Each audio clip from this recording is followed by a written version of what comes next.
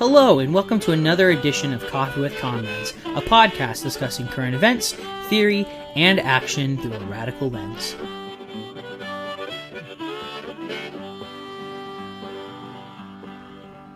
What's good, y'all? We are back with another edition of Coffee with Comrades. This week, my friend George stopped by to talk about the intersections of straight edge and radical politics. We talked about being sober, punk, and hardcore, and how revolutionaries might benefit from the clarity and focus of being drug-free.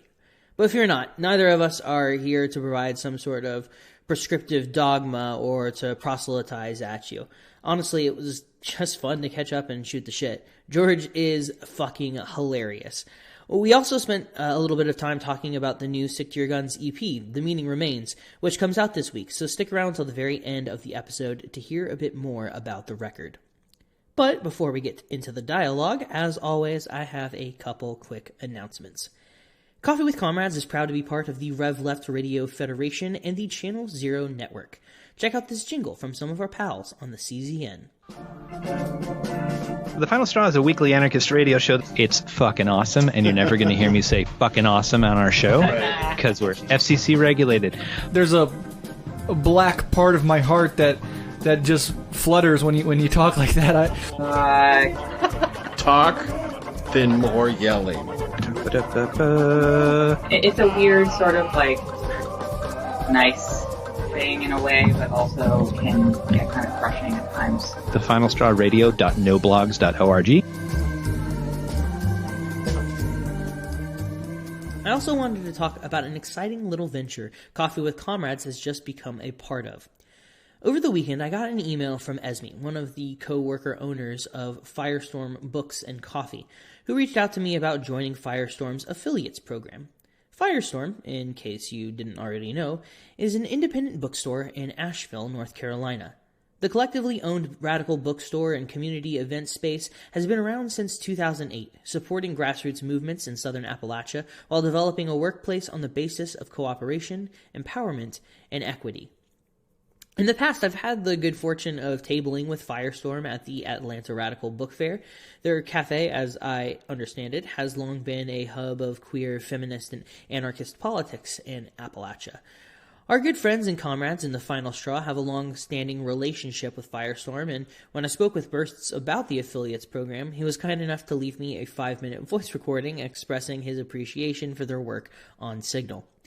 At any rate, I wanted to be transparent with y'all about the affiliates program because I value the support of folks who listen to and support this podcast, whether that's by backing us on Patreon with a financial donation every month or by simply leaving a review for us on Apple Podcasts or retweeting our episodes.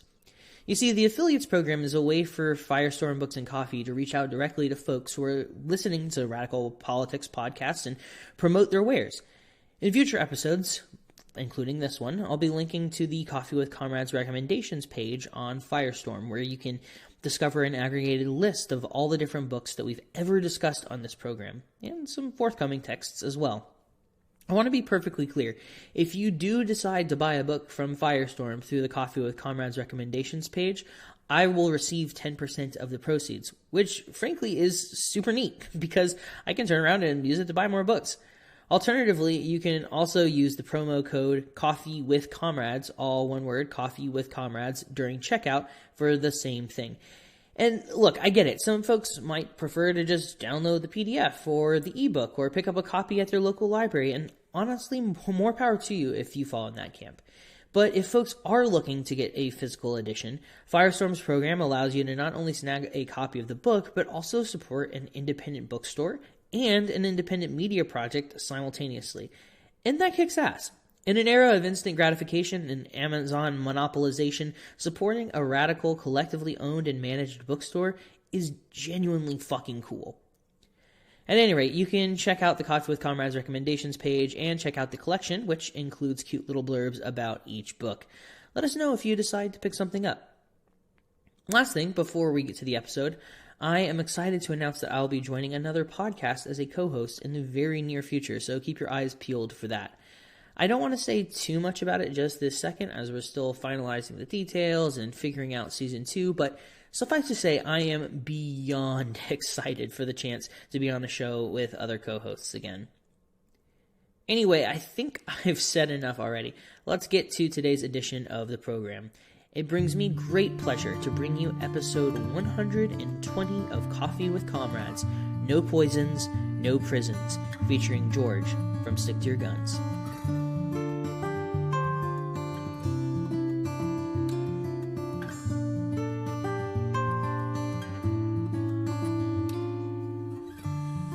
Her name is Amber, she has eyes like a mother. She's beautiful and bright, with the whole world in front of her. A smile that could end a war, yet no one wants her. And she has nothing left, nothing to care for. She's only 14, and she thinks, why is the weight of the world, crashing down on me? 'Cause as of late the sun don't shine so bright, and my heart has lost its fight. She's on her own, and as she braves her storm all alone, she screams, oh, I've had enough, please make this go. The sea is rough and I'm drowning slow, and my numbing pain has her lost in the undertow. I just wish she knew she didn't have to be alone.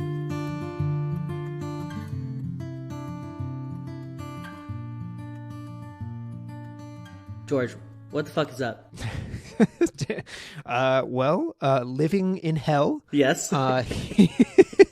Been living in hell for, all my life, but especially this year. We do live in the Imperial Core. That is actual hell.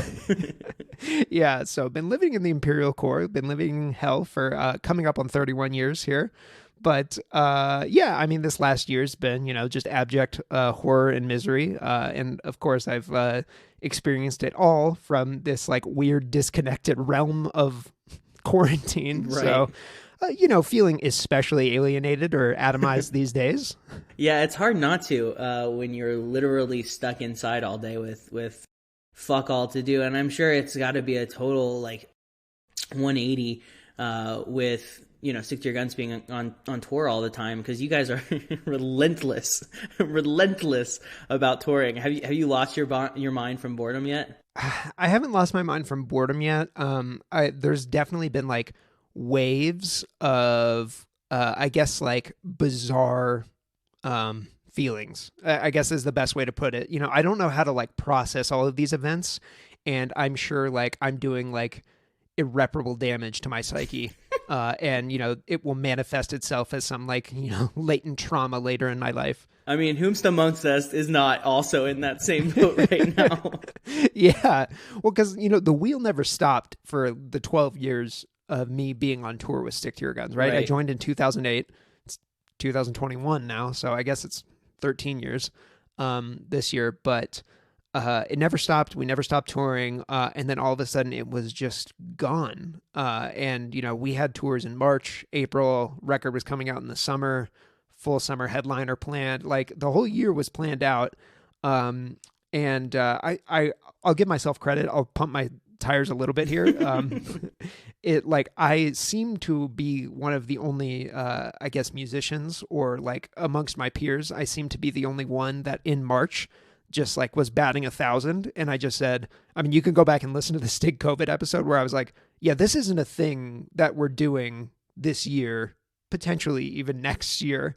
So I had come to terms with it very early on. I was not one of these like, oh, in 3 weeks it'll be fine type of people. And I guess from there it was just like about figuring out what I needed to do to keep myself sane, which was, getting really into puzzling and really trying to catch up on my reading. And then I ended up re-enrolling in school. So yeah, that's taken up the majority of my time. Hell yeah, man. Well, I'm glad to hear that you haven't been bored. Are you like, when you say puzzling, are you putting like puzzles together? Oh yeah, baby. Dude, I am fucking neat, dude. That's awesome. I am the puzzle master. No, it's funny because like we had two puzzles that I hadn't done. They were both 1,000-piece puzzles. One was a puzzle of Raiders of the Lost Ark poster. And the other one was this like Haunted Mansion puzzle that my wife had got me. And it was like something I kept on putting off. And there was like one weekend in like April, May, when I was like, yeah, we should do this. This will be fun. And like, I could tell Allison was like, I don't know about this. And we sat down to start doing it. And she's like, this is the most fun I've had in months. And That's it just awesome. became a part of our lives. Yeah. So Dude, we've that's just so been great. like we've been amassing like a giant puzzle collection. That rules. Yeah, Megan bought a puzzle a couple months back, but we haven't had a chance to do it. But I guess we're gonna have to find an excuse now to sit down and build a puzzle. It's hard when you have two little ones running around the house. You know. Yeah. It's a very time intensive kind of thing. So you're also like, you would have to like cordon off the puzzle. You know, Right. it would have to be in like a safe zone that wouldn't get like touched. yeah, no, for sure. How are your classes going? I know towards the beginning of the year, you and I were commiserating a little bit because your professors were being shit lips. Is that still your lived reality right now? You know, liberal academia is pretty wild. I will say, and I was always like a shit stirrer in high school. You know, I hadn't necessarily found my political footing, but you know, I knew I was kind of arriving at some of my, I guess, more lefty or radical takes organically when I was in high school or whatever. But coming back as like a fully radicalized lefty adult learner, I guess, it is very interesting incurring the ideology and like blatant propaganda. I will say it's not as bad as it would be if I was probably in high school. Right. But interesting. Had a foreign policy class that was like, I was definitely biting my tongue quite often because I'm like, I'm not trying to fail this class, but at the same time, I'm like, okay, so we're just gonna not talk about the Iraq War, or like what's going on here? Why are we just glossing over this? This is a monumental like foreign policy event, and I'm not kidding you. We got like maybe 5 to 10 minutes dedicated in one class to it. That's nuts. So yeah, it's like grappling with some of those things, but I will say this semester I'm enrolled in a lot of theory classes, and it's great. It's great because I kind of have carte blanche, and my teachers are just like, yeah, write whatever you want to write about like these, various, theories and pieces that we're reading. So that's awesome, man. Well, cool. I'm glad that you have a little bit more academic freedom, as it were, to explore the things you're interested in.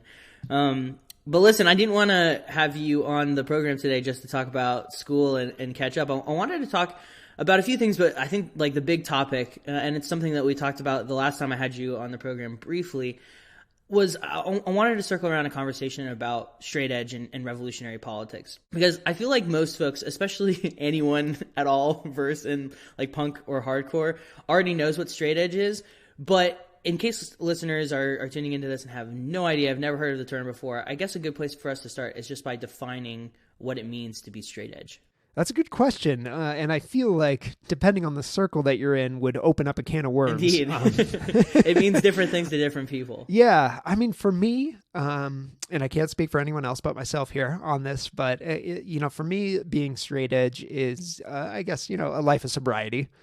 I'm not drinking, I'm not smoking, I'm not doing drugs, and that's usually where I draw the lines at. I'm not like I'm definitely not a caffeine hardliner. I imagine that you can't be, seeing as how I'm on this show. It's called Coffee with Comrades. Definitely not. Yeah, so I'm definitely not a caffeine hardliner.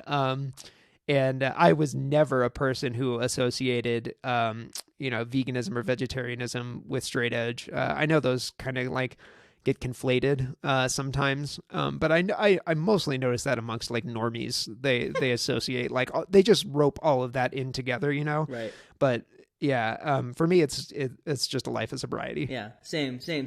Well, I think maybe we could talk a little bit about like the origins of the term and like where it came from, because again, if you're steeped in this kind of culture like you and I are, it's like it's almost like a legend at this point in a funny way. Yeah.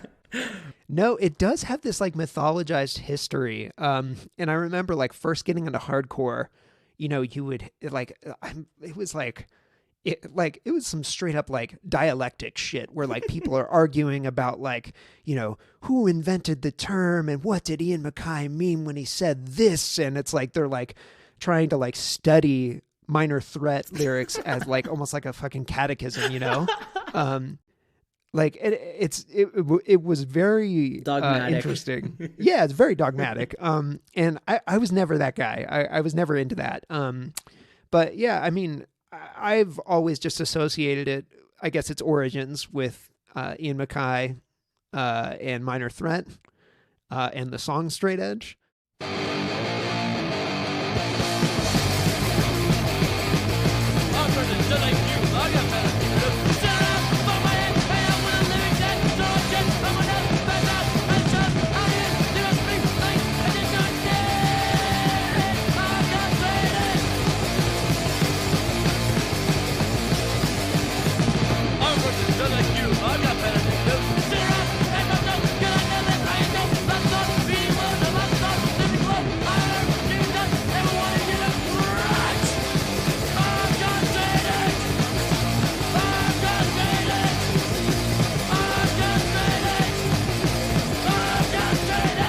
Have you heard the story about, I don't know if this is true or not. I don't know if it's like punk legend or if it actually has any kernels of truth. But like I've heard the story that like they were still kids and they were going to play at a show in Washington, D.C. And it was at like a bar, and they told them that they had to put X's on their hands. And they were like, well, you don't have to put X's on our hands because we're not here to drink. We're just here to play a show. Yes. And they were like, well, we got to put the X's on your hands. And then they were pissed about it. They wrote a song about it. Yeah. And then they just started showing up with X's on their hands. I don't think that's apocryphal. I think that's true. Cool. Yeah. It's funny thinking about how it does have that kind of like pop cultural mythos around it. Like this like subculture has like almost like adopted certain like legendary qualities in the zeitgeist of the scene, which is just like really funny. Yeah, it definitely has. And it's like it's taken on a life of its own, and we'll get into it, but you know, it's clearly like evolved, and there's been all these like divergent paths, and it is kind of like socialism in that respect, where it's like there's all these different tendencies, right. You know. Totally. I know you've told this story before on the Against Them All podcast, where you and your bandmates talked about being straight edge, and obviously listeners should definitely check out that episode. We'll link to it in the show notes. But what was your story about like claiming edge, if you will? Yeah, you know, so. Two funny things that I guess to preface me claiming edge was one, my dad was a psychiatrist. Mm-hmm. And it's not that like, you know, we had these like long talks about like the effects of like mind altering substances or anything. Right. But it was something that was just like present in our household. And it was like just brought up in casual conversations about how these things affect your bodies. And I have to imagine I probably did internalize some of that. But then, you know, there was this fucking cartoon, and it was like a Don't Do Drugs cartoon, right? It was one of those DARE program, like, cartoons? Dude, I don't know if it was that, but it had like all the Muppet Babies. It was kind of like the Avengers, in that respect, where it was like, it was a bunch of different IPs or whatever, and they all met together to get this kid to not do drugs. It's on YouTube somewhere. I'll send it to you if I can find it for sure. But I used to watch the fuck out of that when I was a kid. And I don't know if I was like, listen, Kermit says don't do drugs. So, you know, I got to follow Kermit or whatever. But there was always just this like thing where, I don't know if it's like deference to authority, but like authority figures in my life just said, hey, drugs are bad. And I just said like, yeah, those are bad. I shouldn't do those. Right. And that's just all I did until I found hardcore. And then, you know, you just have people saying like, oh, you're straight edge. Like you don't drink, you don't do drugs. And I go, okay, like, yeah, I'm straight edge, you know? And that's kind of like, you're not even like, it's not like an oath or anything at that point. You're just young and you want to fit in with your peers, you know? Right. But then I feel like once you get to the age when your friends do start like actually drinking, you know, I claimed edge, big scare quotes there, when I was like 13, but when your friends are actually starting to drink around you, around the time when you're like 15, 16, 17 or whatever, that's when it really might take on a different meaning for you then. Yeah.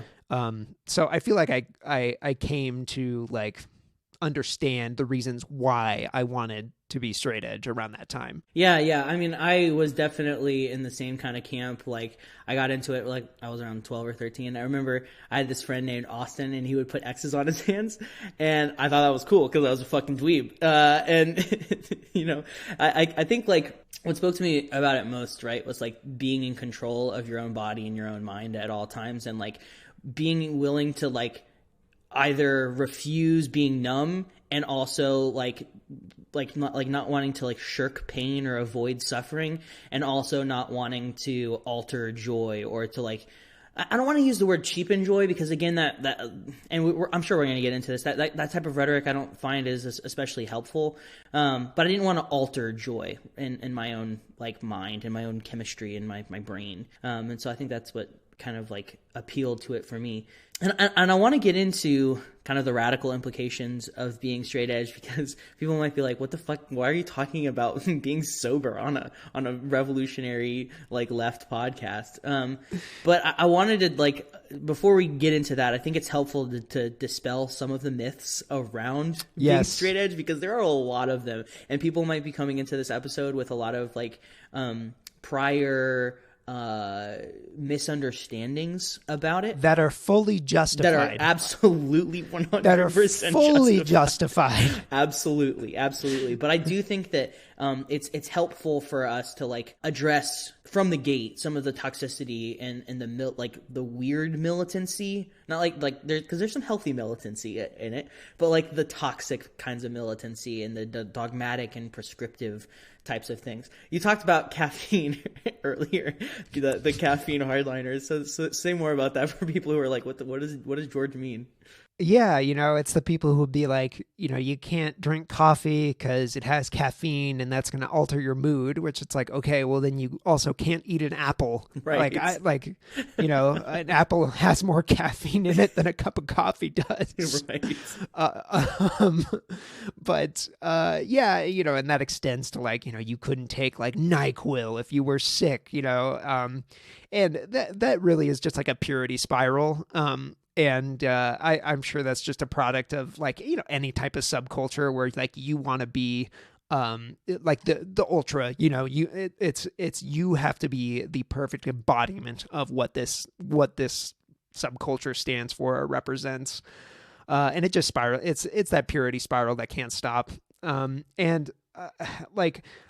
you were saying though, you know, for me, like straight edge was never about like being the purity police. Either, you know, the intra-community purity police, like trying to police like straight edge people, or even like amongst my friends who did drink. Like I was never that person who was trying to be like holier than thou on it. You know, it's like you were saying, it was much more about like controlling my own body. And I think like I realized like from a fairly early age that I have like a really addictive personality, and I cannot do things half-mast. Yeah. Like that's just not gonna happen. Like when I got into Pokemon cards, it was like my fucking life at that point, you know? Dude, have you seen how like the McDonald's Pokemon thing is like having a moment right now? Have you seen that? Yeah. What year is it? You know? It feels like I'm a child again. Yeah, but like seriously, you know, whether it's like drums or like getting into Pokemon cards or getting into comics, like I know like what I'm wired for. Right. And so I've kind of always had that lingering notion like, man, if I got into drinking or doing drugs, like it would probably be bad for me. I wouldn't know firsthand because I've never actually experienced that. So I will say like I am just taking that on blind faith. But anyways, I digress.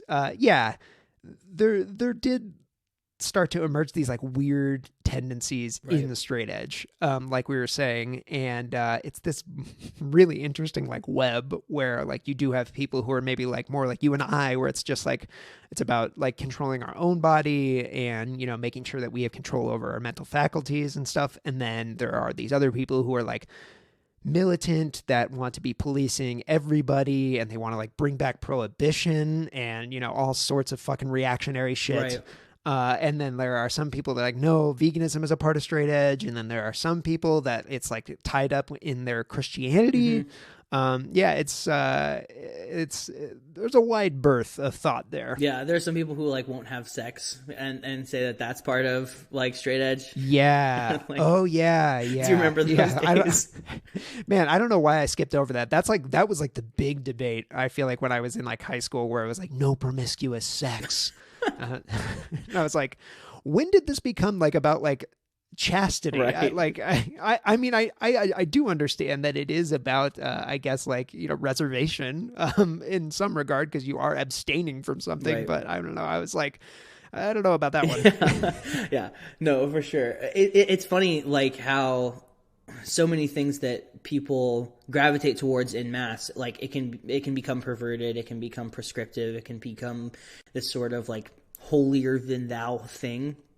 And I think that at its best, it's when it's resisting all of that stuff, and when it's turning away from all of that stuff. And, you know, similar to, I guess, like punk or just underground music in general, you have, if you trace the origins or the history of it, it's like you have this like beautiful and genuine thing that springs about organically, that is an expression of, of people. And then once that trickles out into the suburbs, somehow it becomes like reactionary and Christianized. Right. So, you know, it's like similar to how punk is, you know, its roots are like kind of like a working class expression of people who are alienated and disaffected. And then when it gets to the suburbs, it turns into like an entirely other thing. And that's when you start to see like all like the fascist and reactionary elements start to weave its way throughout punk. I feel like straight edge is a very similar thing to where like Ian MacKaye formed, like, I mean, it's not that he created like a synthesis. It was just like more so that's his life. Right. You know, he's a sober person. And then by the time it does get out to the suburbs, it really turns into this like bizarre kind of Frankenstein. Yeah, no, I hadn't thought of it in that particular lens, like thinking of straight edge as a sort of a microcosm of punk and of hardcore generally, and the ways that it erodes at certain times. And it's interesting thinking about how a thing's popularity is necessary for it to like gain purchase in people's minds and like have longevity, but it's also the very thing that can like pervert it and make it into something that it's not, which is fascinating, how human beings kind of propagate ideas in that manner. It's just an interesting thing, and I hadn't made that particular connection until you just said it, but that's really cool. There's this book, right, called Sober Living for the Revolution, Hardcore Punk, Straight Edge, and Radical Politics. And it's kind of like this edited anthology put together by Gabriel Kuhn. And I know that we're both big fans of this book. I think the first time you and I ever hung out, we probably talked about it, if I remember correctly. And I figure it's probably a good primer on some of the intersections of straight edge and revolutionary politics. Because I think a lot of times people think of the left and they think of drugs and drug culture, especially in like a popular cultural sense. That was huge in like the 70s, and obviously straight edge comes out of a sort of riposte, a sort of a kind of an addressing of some of the more lavish outgrowths of that particular type of drug culture that was around in the 70s. But it's also interesting that it has these real concrete applications to our understanding of political theory, and also, I think, particularly of praxis, and how we actually engage with one another and how we engage with the world. And again, like I want to provide the like strongest caveat that I can, that like neither you or, and I don't want to speak for you, but I'm pretty sure I feel comfortable saying this, neither you or I are trying to be prescriptive or tell people what to do. I don't think either of us are trying to be prescriptive or trying to say like this is like the way that you need to like live your life or something. We're not trying to like proselytize or evangelize this thing in any way, shape, or form. It's just an interesting thing to consider, how people see sobriety engaging with radical politics and how it has impacted their revolutionary praxis. Yeah. And I really liked that. I really liked Sober Living for the Revolution for that, and drawing that connection. And I guess I want to add my own caveat here, where I don't view straight edge as like a revolutionary theory of like praxis. Similar to how I also don't view veganism or vegetarianism like that. Jesse has this great metaphor where he says, these things are like utilities on the utility belt for me. And they are things I use in order to better inform like my praxis. So, he's not looking to like evangelize in the name of straight edge. He is like, well, I'm using this for myself so I can control what goes into my body, and I can be, I guess, like of more lucid sound in mind to where I can better understand the material world, or so I can better synthesize theory. And that's not to say there aren't like kernels of revolutionary potential within these kind of like subgenres or these subsets or whatever. But it's about like, I don't want all of my praxis to just be like consumption politics. Yeah. Where it's like, well, if I don't consume that thing, then I'm doing the right thing. And then everything just gets filtered through what I buy. Right. Totally. And like, it's like a transactional thing. It's like totally market based. And that's, obviously it's like, well, no ethical consumption under capitalism. That's not a license for you to be a dick and do whatever the fuck you want, right. But it's about, like, I guess being more of a conscientious person, yeah. Right. Or more of a conscientious being. And that's like when we did the straight edge or the vegan episodes on Against Them All, that's the line that we were towing. It's like, this isn't like a matter of us like trying to like proselytize. It really is just about us like trying to understand that we are part of a larger world, right. And these things are like lenses that help us do that. 100%. And that's what I really like about it is that it's going beyond as much as it is like an individual choice that you're making.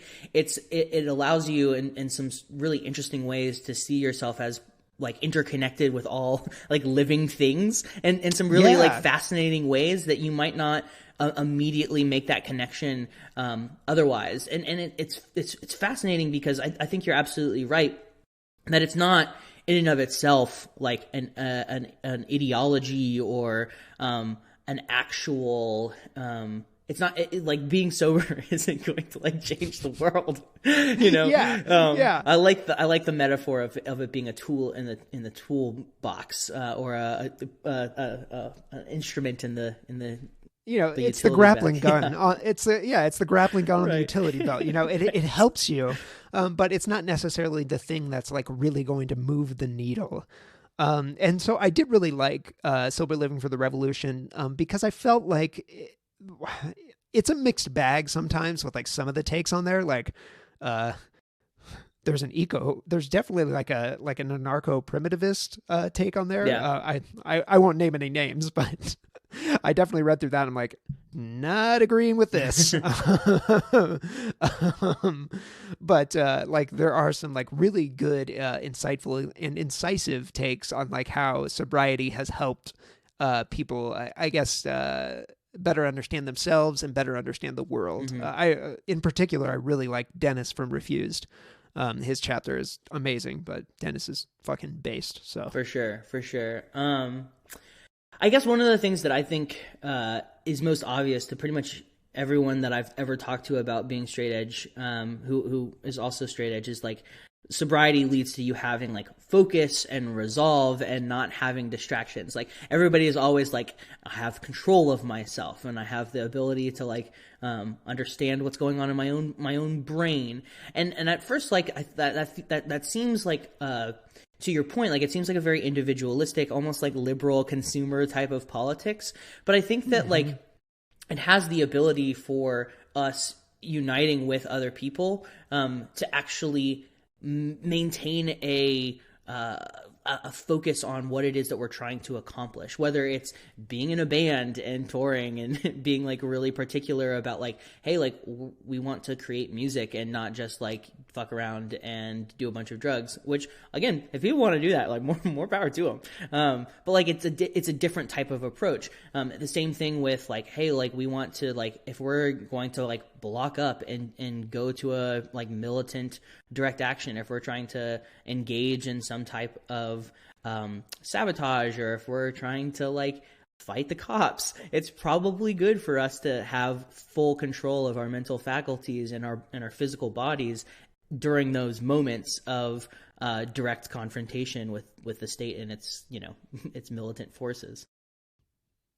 Yeah, it's the focus is a big part of it, but being able to like experience life, like and feel the spectrum of emotions. And I'm not saying that anyone who drinks or does, you know, or uses any type of substance is like not experiencing those things. I'm not trying to make those like, you know, wholesale like dismissive notions, but it's like, yeah, it's a harrowing existence, you know, experiencing these things sober all the time. Yes. But at the same time, it's like it does it's something I need, you know, because I have to stare these things head on to not only be able to like fully understand and contextualize them, but like because I need to know how I truly feel about them.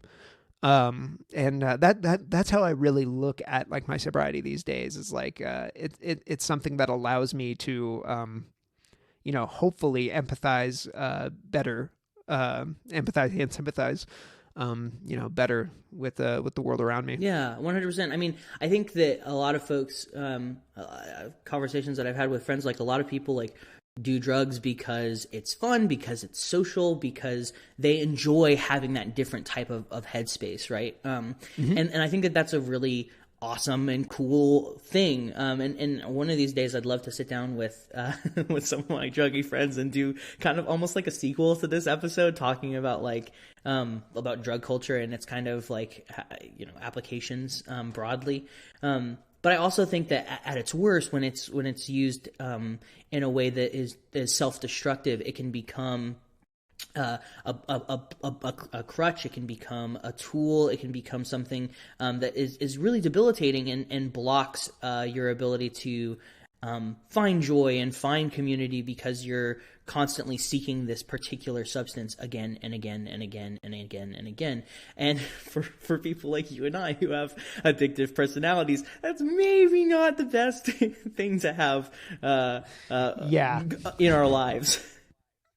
Yes, 100%. And it really is like an active attempt to avoid those self-destructive tendencies that, you know, I did see in the punk scene, that I did see amongst like, you know, maybe friends in high school, that probably like really, you know, concretized my decision to be sober. And it's not that I ever, you know, flirted in these political circles because I was maybe too young, but, you know, that really was like such a part of like radical politics throughout like the 90s and the early 2000s. It's like you and I have talked about like kind of that lifestyle anarchist thing. And it becomes the game of like one-upsmanship, you know, and it turns into like, it's not any like real revolutionary praxis so much as like, I don't know, it becomes like almost like a death cult. Yeah. And they just, you know, spiral into self-destruction. And I guess observing that at an arm's length, I was always like, I cannot relate to that. And I feel like these days that's not as much of a thing, but I could be mistaken. No, I mean, I definitely think you're right. I mean, it's definitely not something that I see as much. But then again, the scenes have been very dormant lately, so who knows what's cropping up right now. I do want to continue to kind of push back and hammer this point home, that straight edge isn't just about like being an individual or having individual choices. That is a huge part of it, absolutely, like being in control of your own self. But it also does like generate a really awesome and at its best a really healthy community of people who like can unify over a particular thing that unites them, that is a shared interest. And of course, like that can be said for virtually any interest that human beings have. But I think that what's really interesting about straight edge is it unifies both the individual who is being in control of his or her their self and the community of like larger like people who are interested in being straight edge and who go to shows and see other people with X's on their hands or have straight edge shirts and immediately feel a sense of kinship and of I don't want to say solidarity, but of at least of like empathy and like a shared experience with people. And it's something that you can unite with a stranger over in a second. Yeah. And that community is like it really is infectious. And I would go so far as to say like there is an element of solidarity there. I mean, at least especially in my experience with like other peers who are also touring musicians, being I guess sober together and having those experiences together. It usually involves a lot of Shirley Temples. I don't know. It's hard to describe, but I mean, I guess it's no different than how people feel when they find communities that help them feel like a sense of purpose or a sense of belonging. Totally. And it's not that straight edge is my purpose. But man, yeah, it really does feel nice to relate to others on some shared interests. 100%, especially when you are surrounded with, like, people think of punk, rightly so, as being like very aggressive, very like maybe like people think of people getting drunk and like moshing, and like that's definitely a part of it. And so being able to like have other people who are like, hey, you're sober too, I'm sober too, okay, cool, we can enjoy it in this other way that is also like healthy and also fun and euphoric and enjoyable. Yeah, and also thinking about like being straight edge, being vegan and vegetarian, also being into alternative music, also being a communist. You are you're a walking buzzkill for a lot of people. That's so true, George. So finding other like-minded individuals is like necessary for your own sanity. Totally true. Because you really are ostracized from like what is considered like the norm in terms of society. It's like 100%. I can't tell you how many times I've been out at a bar, like an arcade bar or something like that, and I order a Shirley Temple, and the bartender looks at me and is like, I got you, wink, and then starts pouring like a bunch of vodka into a glass. No. A Shirley Temple. And then the next look is like, oh, you're Patrick Bateman. Like the person's looking at me like I'm like I'm a sociopath. And it's like, no, I'm just sober, And so there is that weird ostracization and like alienation that you feel, being a sober person. So finding those other like-minded individuals is so crucial to kind of like grounding yourself and feeling normal. 100%. I know Stick to Your Guns has I wouldn't say it's a straight edge song, but it definitely has that kind of connotation at times. No Tolerance, it's off of that EP y'all put out. And it has like the application of like no tolerance for a bunch of different things that y'all list off in that song. It's very good.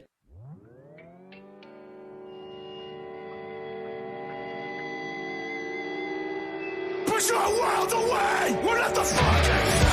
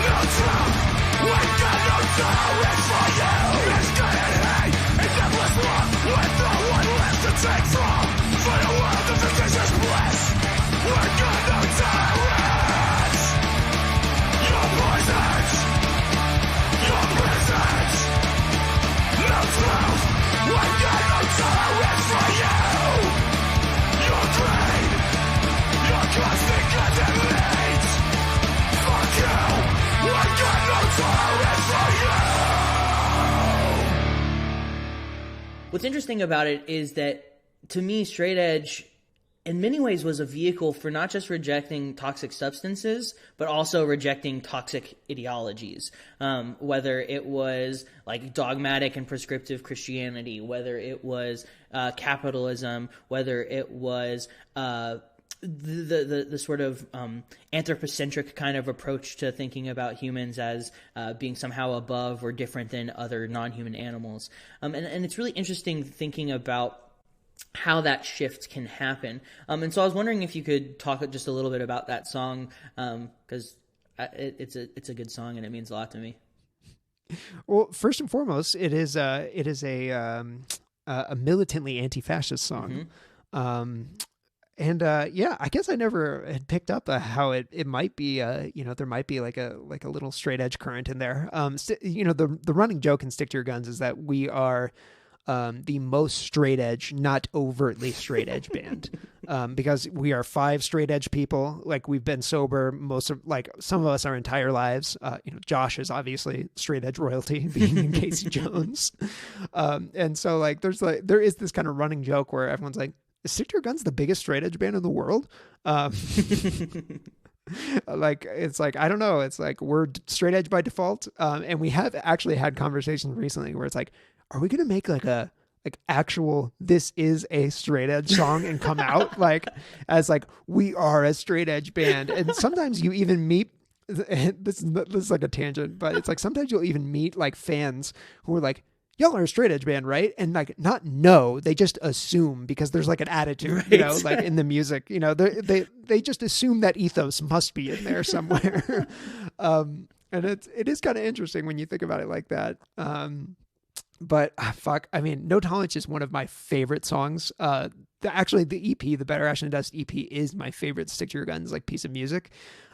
We say that we fucked ourselves because it's only an EP, and if it would have been a full length, it would have been the perfect Stick to Your Guns record, mm-hmm. and we would have never been able to top it. But because it's an EP, it flies under the radar and is almost forgotten about amongst our fans, and it crushes us because we're like, those are our best songs. Why did we do this? Why did we? I don't know. But I do like that idea of straight edge rejecting toxic ideologies. Yeah, for sure. Well, speaking of EPs, I know you guys are we did it again. doing it again. You guys are putting out another EP. I know that you and I've joked a lot about how anxious y'all are to put out the new LP that is finished and that you guys are sitting on but can't put out yet, which I'm sure is way more frustrating for y'all than it is for me, which is saying something. But you are putting out a new EP, The Meaning Remains. And I snagged that shit on the Black and Red Wax because, come on. Yeah. Can you tell listeners about the EP and how it all came together? Yeah. Well, it really did come because we had this record. It's been done since last February, so we're full calendar year here, folks. Just like Disobedient. It's wonderful when that happens. But in the summer, there were these conversations where it's like, should we put the record out? And it's like, no, because every week is a dumpster fire. And I don't in terms of the news that people are being affected with, and dropping this in the midst of this, it's you're not going to be able to separate signal from noise. Mm-hmm. And when we come out of this, collectively, I would love to pick people's brains. It's what do you remember about pop culture in the midst of the quarantine, in the pandemic? Because it's going to go Tiger King, and I don't know. There's just this void, right? And it's yeah, I know, it's this big black hole where all of culture went into, and we can't make sense of it. Anyways, sorry, I'm I'm getting all existential about culture here, but anyways, that's where it came from. Where we're okay, we can't release the record because we were terrified that if we did release the record, it just would not have a lasting impact. Right. But then we were but we've always wanted to do this acoustic EP. And this is really all Jesse. The only involvement that I have with this is saying, yes, that's a good idea. And then Jesse texted me and said, what songs should I do? Because I'm I'm the resident Stig historian. So I was you should do these songs. And he's that's right. And he goes, what song should I cover? And I'm obviously Aha's Take On Me. So that's my contribution to the EP. Fuck yeah. And then we gave Jesse carte blanche and said, go with God, do whatever you want with it. And then he sent the songs back. We're like, yeah, of course, these are fucking perfect. Fuck you for being so talented. That rules. I know you guys have done a few acoustic renditions of Stick to Your Guns songs in the past. I know you did We Still Believe. You had a few songs off of Disobedient, if I recall correctly. Mm-hmm. But you said that you were the resident historian. So let me pick the brain of Stig's resident historian. Why did you choose the songs that you chose? Or at least why did you recommend them to Jesse in the first place? Well, it's exactly like you're saying. We do have some acoustic renditions. And so that was my reasoning. I was like, okay, well, these are the ones that you have done. So don't do these. And he's like, okay, that makes sense. And the version of Amber is so good. Dude, it's he's so never done fucking good. Yeah. He's never done that acoustically. And now I'm like, oh, great. We don't have to play that song as a band anymore. You can just do the acoustic version. Because we love that song, but we also all collectively hate the bridge. We don't know why it's as long as we made it. We're like, I swear to God, every time it hits the bridge live, we're just like, we are fucking idiots. This is the dumbest song that's ever been written. And then it gets to the chorus again. We're like, okay, we're good. We made it. But yeah. It really was about picking songs that we hadn't done and seeing if Jesse felt like he could do interesting renditions of them.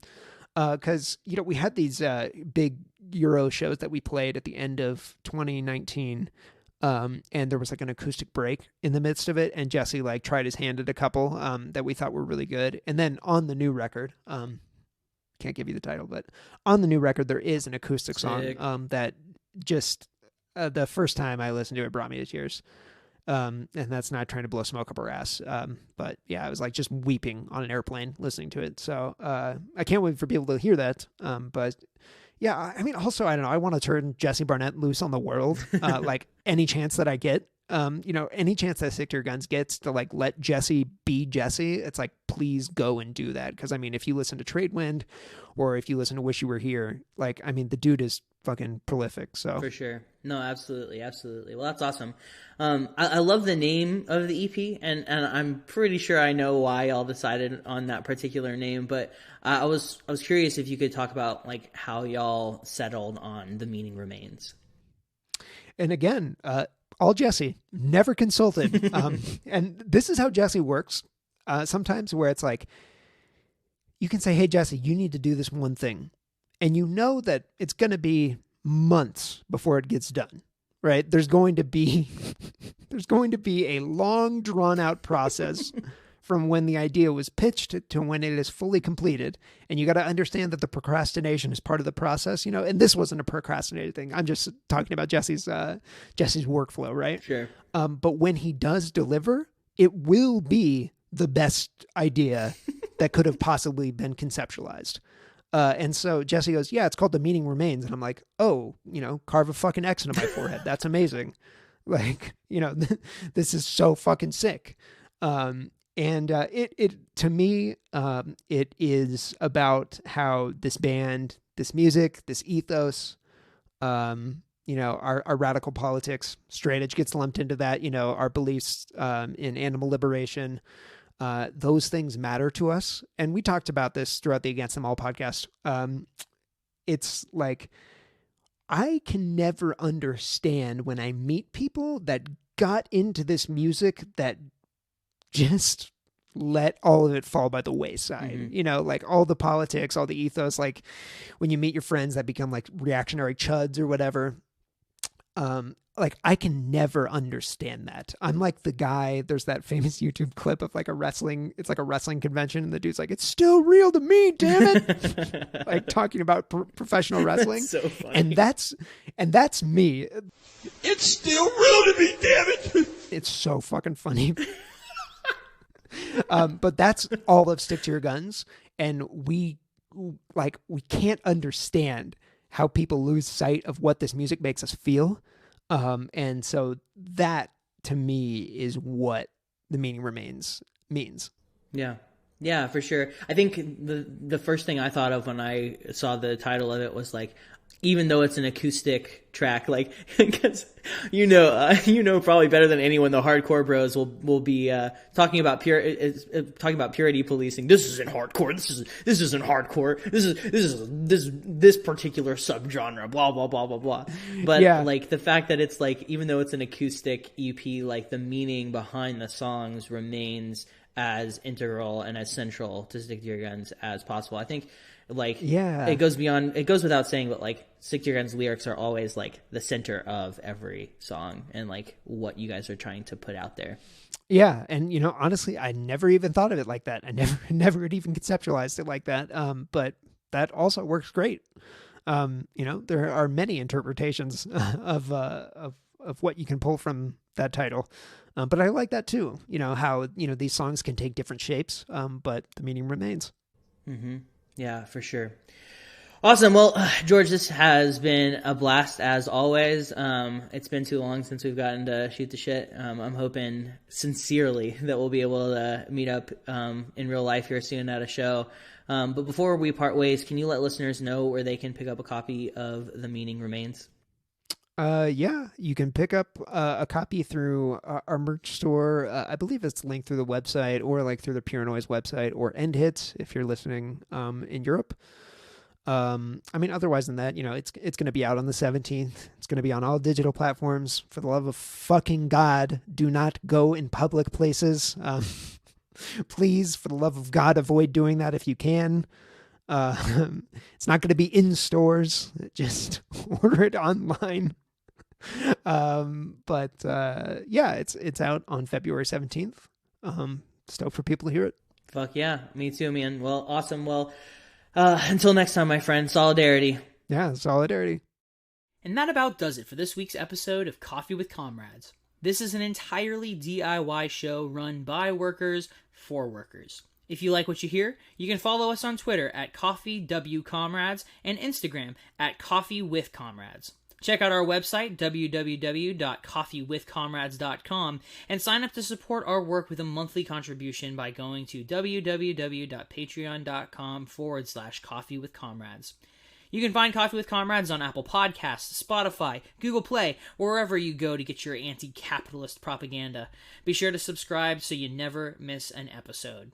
While you're there, smashing that subscribe button, be sure to rate and review the show as well to help us increase our reach. If you have feedback, criticism, or you'd just like to get in touch with us, shoot us an email at coffeewithcomrades@gmail.com. Until next time, stay wild out there, comrades. Well, the world waits